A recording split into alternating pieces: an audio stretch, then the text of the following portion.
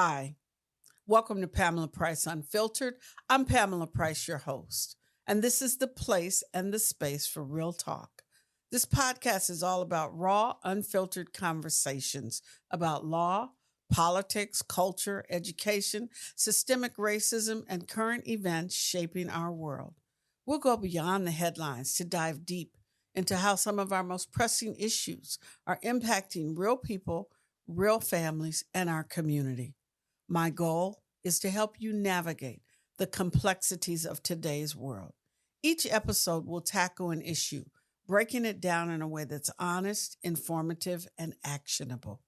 We'll hear from community leaders, lawyers, educators, healers, and everyday people on the front lines of change. For those tuning in for the first time, I'm Pamela Price, a longtime attorney, political activist, and champion for justice. Please subscribe to my YouTube channel and to my Substack channel to get the weekly word on Pamela Price Unfiltered. Your support keeps the conversation raw and unfiltered. And you can listen to this podcast wherever you get your podcasts. Welcome to the show. Let's talk about it. Welcome back to Pamela Price Unfiltered, where we have real conversations with everyday people on the front lines of change, those who are doing the hard work to bring healing and justice to our communities. Today's episode is a very powerful one and deeply personal. My guest is Angelique Paige, the founder of the Vernon Eddins Jr. Foundation and the executive director, a nonprofit born out of unimaginable loss, the tragic loss of her son, and fueled by an unwavering commitment to protect and uplift young people. Angelique founded the Vernon Eddins Jr. Foundation in honor of her beloved son, Vernon Eddins Jr., who was tragically shot and killed on the steps of his junior high school when he was only 14 years old in 2007. Rather than be consumed by her grief, Angelique chose to transform her pain into purpose. Through her work, she now stands at the forefront of anti bullying and youth violence prevention efforts. The Vernon Eddins Jr. Foundation focuses on school based bullying awareness, conflict resolution, and communication workshops, bringing critical tools into classrooms to help students navigate harm, avoid violence, and build empathy. The organization's mission is to shine a light on bullying through prevention and intervention. Angelique's mission is rooted in love and the compassion of a mother to ensure that no other mother has to endure the kind of loss that she has. Angelique Paige's voice is a reminder that behind every statistic is a family, a future, a dream, and a fight worth having to save our kids. Angelique, welcome to Pamela Price Unfiltered. Thank you. Thank you so much, Pam. I appreciate it. Yes, thank you for making the time to come and share your story with us and talk about the important issues that impact young people today, now, then, and even now, so much. So, your foundation has been leading workshops on bullying prevention Yes. and conflict resolution. Can you talk us through what some of those workshops look like and what makes them so special? Okay. So what that looks like, what the workshops look like is we're building helping build friendships, empathy. We do within children so that once they get older, they won't have the mindset to be violent to one another or cause harm. Okay. Bully or just, teasing, how kids are, just make another person feel uncomfortable. Right. Okay, and so what the workshops consist of is role playing, like we do scenarios where kids get to engage and interact and work through a tough situation, problem solving, basically. Building communication skills Building as well. communication, yes, very much so. Yes. Yes. So, why is it critical, in your view, that we reach young people early? And what tools are most successful in helping young people figure out how to resolve their conflicts and de escalate? Well, again, and I'll keep iterating the same thing, saying that they're very impressionable when they're young. And that's where you can teach them to be kind, to build friendships, communication skills. All that comes into factor at a very impressionable age when they're anywhere from I would say 5 to 15. Mhm. Hmm. Okay. So, what kind of support? I mean, you've worked directly with students, with parents, and educators and Yeah, administrators. yeah. Tell us a little bit about that work. How has that been? It's very rewarding. You Each day is a journey. Each day, um, you never know what a day will consist of, because each individual child is different. They have different needs. So, and then parents as well. But I seem to get along I'm a people person, so I seem to get along pretty well with the parents. I actually, before I started the organization, I was a family engagement counselor, not counselor, I'm sorry, advocate, and I would bring all the parents together, to different events we would schedule, for parents to come to meetings. I work for an organization called, called the Village Method. And I was, yeah, and I'm so sorry, I get nervous.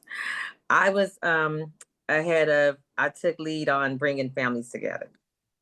Excellent. So, you're often called to speak and involved in emotionally charged situations where people are hurting and there may be conflict. So, what keeps you grounded in this work, and how do you measure success beyond the headlines or the policy wins? What keeps me grounded is just knowing that, after the loss of my son, that I'm, a voice. I'm his voice out in the community, helping parents to identify, report, and prevent bullying, violence amongst our children. So that's very rewarding for me, knowing that, I'm fighting against bullying and trying to ensure that what happened to my son doesn't happen to anyone else's child. And the second part again, can you Mhm. repeat the second? What do you how do you measure success beyond, the headlines or the policy wins? Just as long as, like I said, no other child has to go through what Vernon went through. That's the success for me. Mhm. So I know from my representing the other families that their children were with, some of them were with Vernon when he was killed, and many of them knew him, and all of the kids were impacted deeply by what happened to your son. And I know that the healing from the loss of one life tragically in the way that Vernon died has a tremendous impact on the whole community. How did you feel supported, or did you feel supported by the community, in the aftermath of Vernon's murder? Honestly, I did not feel supported. That was before Black Lives Matter. That was before a lot of other high profile, cases, tragedies happened.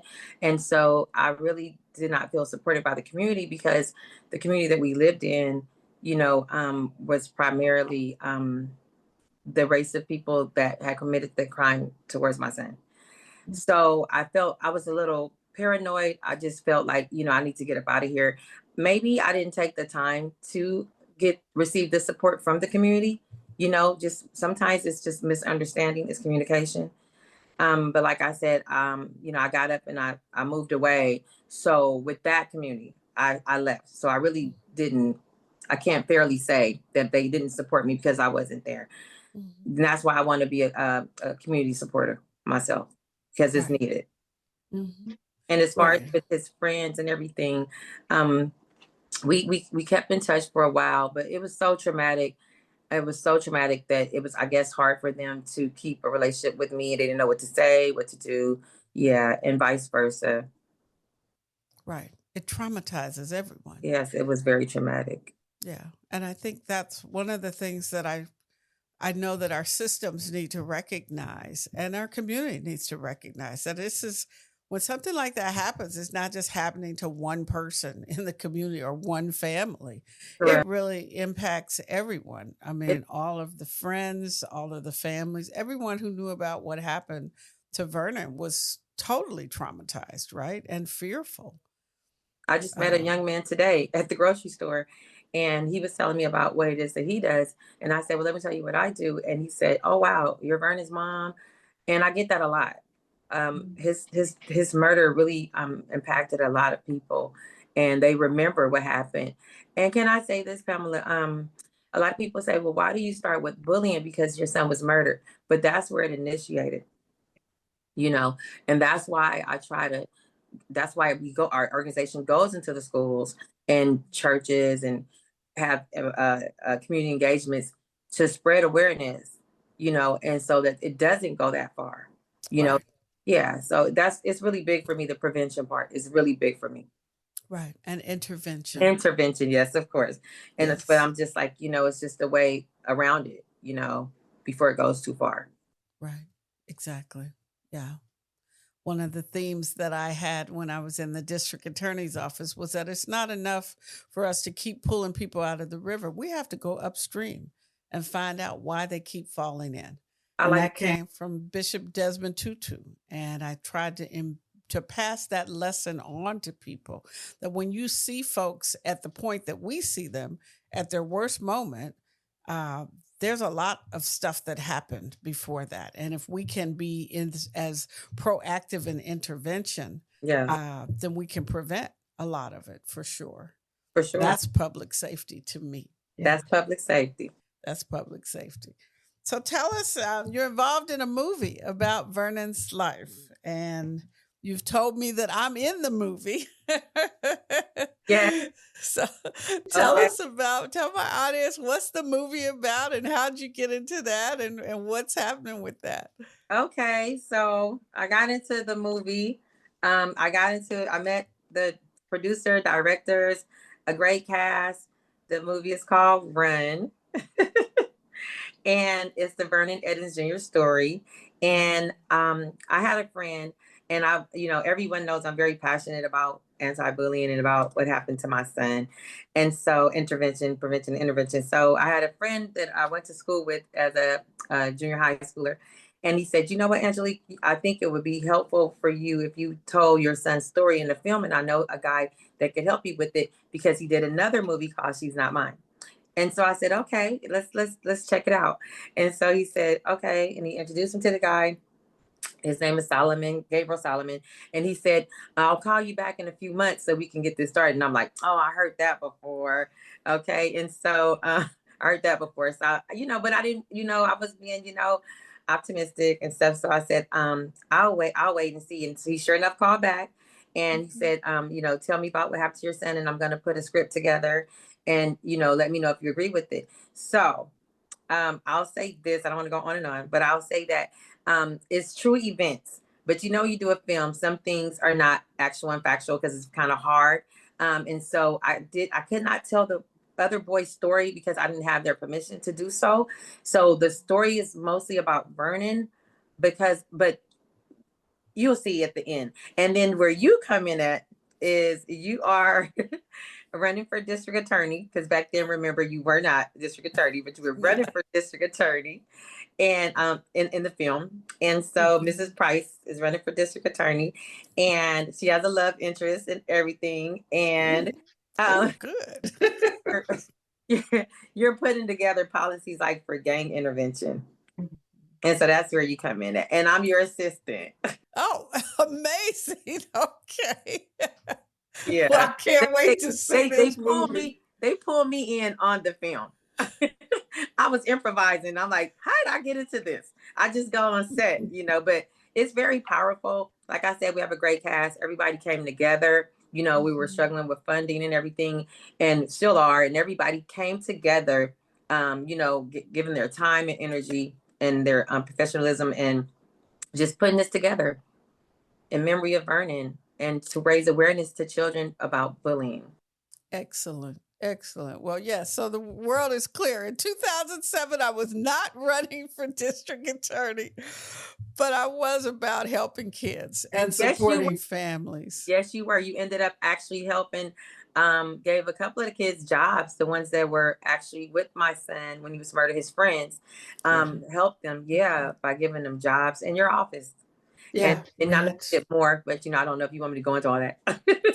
no, we had to take care of those kids. It That's right. was, I ultimately represented 12 kids, which was the most number of kids I'd represented in one case. Mm-hmm. But they were all, very much impacted by what had happened to Vernon and the violence. And Very, certainly I'm sure very, that they will appreciate this movie a great deal, as will their mothers, who also did a great job of holding the district accountable, which is that's what, right. That's right. That's yeah, what we did. Yes. that's right. Absolutely. And you know So what I say when you said that? And so at the time, it was so much more I wish I would have known to do back then. But I was just, I was grieving and I was so wounded that I didn't know. All I was thinking about was, how I'm going to make it through this. Am I going to right. live to see another day? My heart was so broken. And so, yeah. So that's why I think, once I got, my boots on the ground, then yeah, I have to keep going. Can't stop. It's lifelong mission. That's what makes your story so powerful and gives such light to the world and shining a light on bullying, is that you were grieved, deeply grieved, but you were able to take that grief and not let it destroy you or the people around you. That you took that grief. Everybody has to grieve in that circumstance, but once you took your grief and you're making the world a better place. So thank you for that, because Thank you. not everybody's able to do that. I've seen that for sure. I So try. thank you. And yeah, Yeah. also, we have the book on Amazon, No Bullying in the Building. Okay. Yes, So, yes. yeah. Tell us about the book. Yes. Okay. Okay. I can hear this. This is the book, No Bullying in the Building. Shine a light on bullying. The Vernon Eddins Jr. It doesn't say the Vernon Eddins Jr. story. You don't hear it. Everything is not the Vernon Eddins Jr. story, but it is. Okay. Okay. But it's to raise awareness, help kids understand the seriousness of bullying. Because, some kids, they commit suicide. I just hate a person. Not, I just dislike a person that makes another person feel bad in any type of way about themselves. And so I have another book coming out. This one is physical bullying. So I'm doing a series. The next one will be cyber. What are some of the biggest disconnects you've seen between what school districts say and what they actually do to protect our kids? I was just about to say safety. Not enough communication. I would say the school tells us one thing and doesn't, they're not accountable. They protect more themselves than they do the children and the parents and the families and the teachers and the teachers. And I say that because of what happened, when Vernon was murdered. His Miss Lockhart, his teacher, his prior year teacher, held him until he died. She prayed over him, but she had went and told the school district what was going on. Okay, they ignored her. She's an employee there. They ignored her. They ignored the children. They ignored the parents. So yeah, I would say the communication, and I would say safety for everyone. The movie is Run. It's Yeah. coming out. If she needs some help, if you know Yes. somebody who wants to fund the movie, Yes. please reach out to the Vernon Eddins Jr. Foundation. Yes. She's doing amazing work. She has an amazing journey from her pain to power and purpose. And so we deeply appreciate that. Thank you, Angelique, for Thank you. coming. Thank you. The website is vernonslight.org. VERNONS light.org. All right. Thank you so Thank you much. so very much. I appreciate you.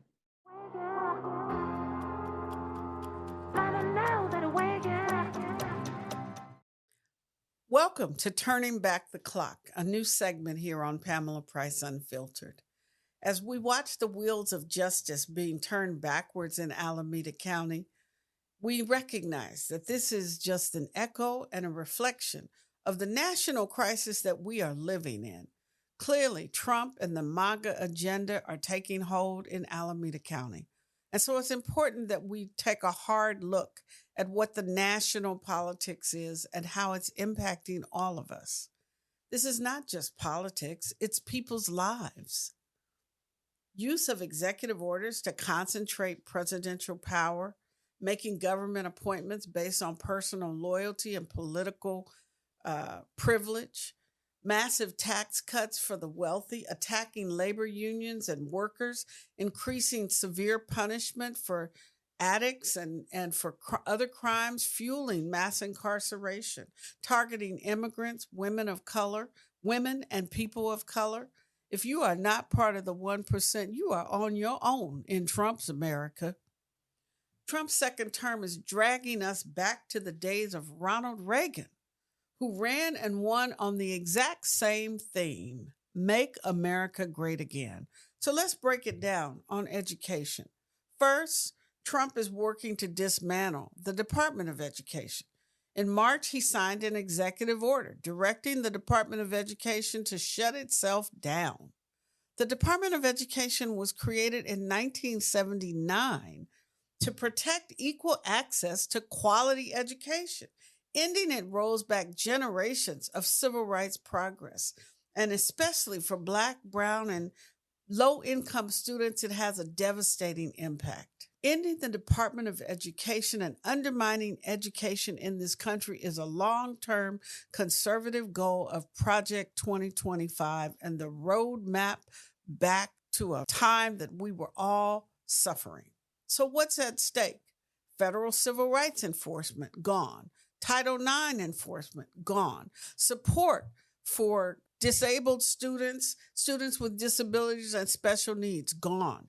Oversight of student loans, transferred or ended entirely. Let's be clear. This is not about local control. The attacks on education are about defunding justice in our communities and in our classrooms. Next up, school discipline and guns. In April, Trump reinstated what he calls, quote, common sense discipline policies.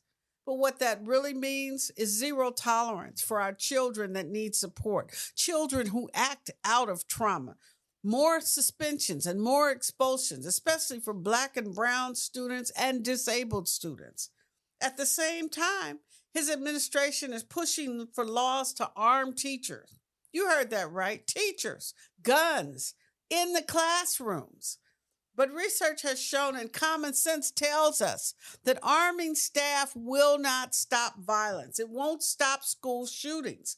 What it does is escalate violence. It elevates the power of a gun, and it turns schools into war zones. Instead of counselors and support, Trump wants militarization. He wants metal detectors and handguns. That's not school safety. Trump's third target, labor unions and workers. In March, he signed an executive order trying to ban collective bargaining for federal workers, including teachers, postal workers, healthcare providers, and more. Let's be honest, this is not about saving money or cutting costs. This is about silencing people inside the government who can fight for justice, who can tell us what they're doing, who will blow the whistle, who serve working families. People whose loyalty is to the Constitution of the United States and not to a president who can't even really spell Constitution. If it sounds familiar, it should. This is the Reagan playbook. This is 1981 when Ronald Reagan attacked the air traffic controllers and tried to break the labor movement and gutted union power for decades. This isn't reform. This is retaliation. And finally, let's talk about food in schools for our children. Trump's latest cuts expand the work requirements for SNAP, a program, the food stamp program that makes provides support to millions of Americans. And under Trump's executive orders and his moves, he would make millions of Americans ineligible for food. The justification, he calls it ending welfare dependency. But what's the truth of the matter? Kids will suffer when school lunch programs lose funding and summer meal programs are discontinued just at the moment when they need it the most. Food banks and pantries are overwhelmed. We need additional support from the government just to feed our children. Add to this troubling narrative, you have a Republican Congressman, Rich McCormick, who says that children should work to afford their school lunches. Let's look at it. You're telling me that kids who stay at home instead of going to work at Burger King and McDonald's during the summer should stay at home and get their free lunch instead of going to work. I think we need to have a top-down review. I think you're painting a think lot about of these where kids kids with a need to broad actually brush. be. I would say that's not necessarily a fair assessment of all of the... This MAGA perspective shifts the responsibility of child hunger onto the children themselves, ignoring the challenges that working parents face, ignoring systemic issues that impact different communities, ignoring the role of government to ensure the well-being of its youngest and most vulnerable residents. In the richest country on earth, no child should go hungry. Trump's agenda is making food a privilege and not a right. Donald Trump isn't just turning back the clock, he's dragging us back into a dark chapter of our history. These policies don't serve the people, they serve power. And the rollback of education, workers' rights, and food justice, that's not just political, that's personal, especially for Black and brown communities, for low-income communities, for single mothers, for seniors, for working families just trying to survive. So we're going to keep telling the truth, loud, unapologetically. We're going to call out Donald Trump and his MAGA minions every single week on Pamela Price Unfiltered, because once you see what's happening, you can't unsee it. This is Pamela Price Unfiltered.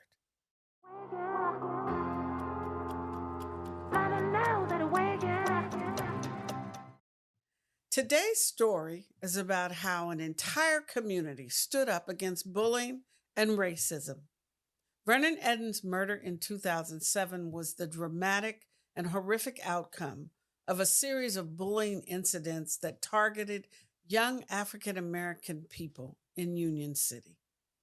From 2009 to 2011, I represented 6 families and 12 young people who were traumatized by either witnessing or knowing about the murder of Vernon Eddins and the incidents that led up to his death.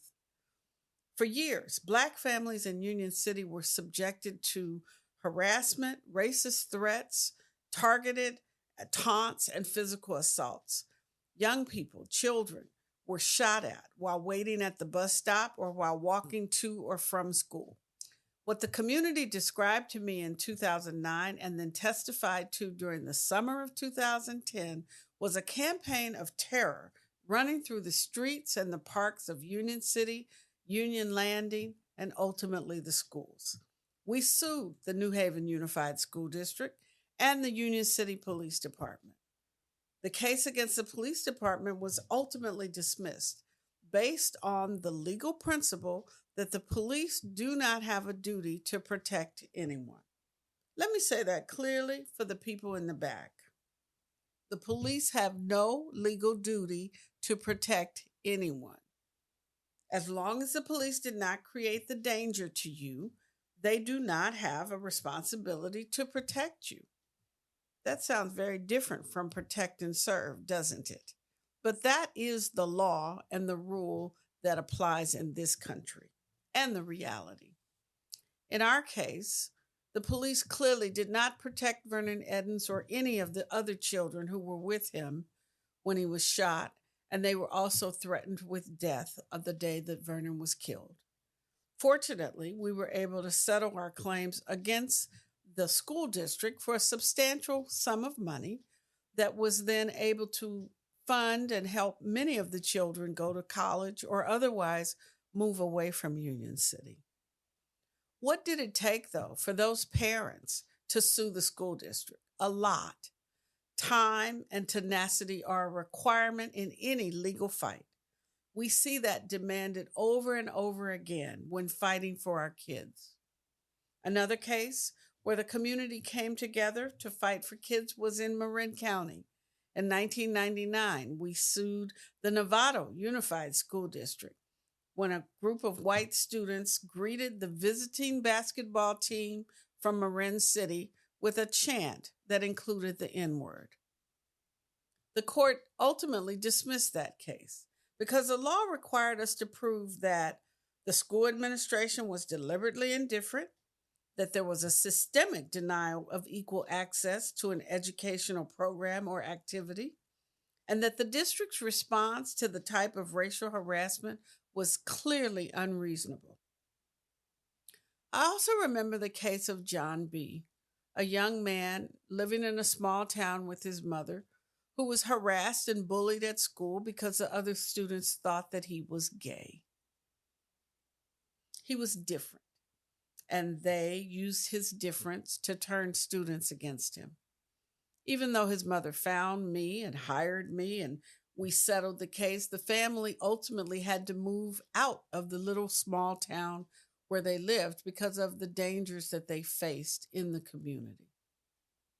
One of my signature cases is Nicole M. versus Martinez Unified School District. Nicole M. was sexually harassed at a middle school in Martinez.